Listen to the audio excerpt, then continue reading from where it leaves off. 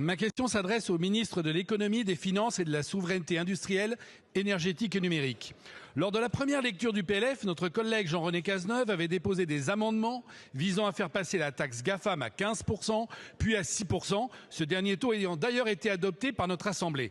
Les menaces américaines de sanctionner la France n'ont alors pas tardé. Il a notamment été question, de leur côté, d'activer la célèbre section 301 et de prendre des sanctions commerciales particulièrement agressives sur les produits français. Résultat, la hausse de la taxe GAFAM ne semble plus être à l'ordre du jour du PLF, mais les menaces du président Trump, elles, sont toujours d'actualité.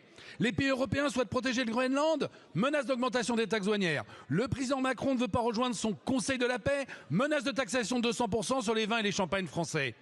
Les réponses commerciales agressives aux choix souverains diplomatiques ne sont plus acceptables. Les menaces extérieures contre notre souveraineté fiscale ne le sont pas non plus. Dans ce contexte, et alors qu'il faudra bientôt simplement un clignement d'œil mal interprété par le président Trump pour menacer nos exportations, quelles mesures le gouvernement compte-t-il prendre pour lutter contre les agressions commerciales américaines insoutenables, j'insiste, à l'échelle nationale, pour appliquer ainsi des contre-mesures efficaces? Je vous remercie. Merci beaucoup, monsieur le député. La parole est à monsieur Sébastien Martin, ministre en charge de l'Industrie. Merci Madame la Présidente, Mesdames et Messieurs les députés, Monsieur le député Laurent Mazori. Les déclarations du président des États-Unis, et cela a été rappelé tant par le président de la République que par le Premier ministre et Roland Lescure, ne sont pas acceptables. Et employer des menaces de coercition commerciale comme cela est fait pour jouer dans le cadre de relations diplomatiques ne l'est pas plus. Et la France se doit de réagir à la hauteur de ce qu'est son histoire, de ce qu'est son rôle sur la situation internationale. Et vous l'avez vu, a décidé d'avoir une attitude extrêmement forte et d'affirmer au président des États-Unis que le Groenland était une part du royaume du Danemark, que le Groenland appartenait aux Groenlandais et qu'il n'est pas question, sous quelque forme de menace que ce soit, que la France se taise. À partir de là, nous décidons d'agir et nous décidons d'agir avec le droit et dans le cadre du droit. Car finalement, je ne crois pas que l'on soit puissant en se mettant du côté du droit ou à côté du droit.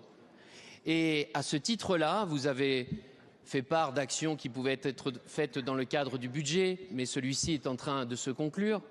Et par ailleurs, il y a aussi un certain nombre d'outils dont le droit européen nous permet d'utiliser.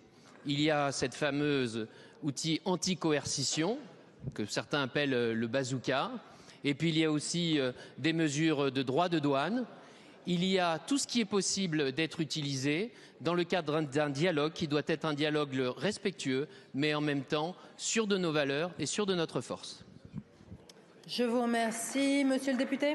Je vous remercie. Merci, monsieur le ministre. Je ne voudrais pas que l'on s'égare et je ne voudrais pas que systématiquement on utilise l'Europe, et pourtant je suis très pro-européen, pour ne pas que nous prenions nous-mêmes nos propres responsabilités et nos propres risques. Nous avons des moyens nationaux, nous pouvons aussi aujourd'hui les activer. Il en est d'ailleurs de même dans un autre sujet, c'est le même sujet qu'en ce qui concerne les avoirs russes gelés ici en France. On n'est pas toujours obligé de se référer à la problématique européenne. L'Europe est une solution, ce n'est pas un problème, mais nous avons ici en France des moyens juridiques et légaux pour pouvoir mettre sur la table des cartes pour pouvoir jouer au jeu que le président Trump essaie de nous faire jouer. Il ne respecte qu'une chose, il ne respecte que la force, et nous sommes capables localement et nationalement de la montrer. Je vous remercie.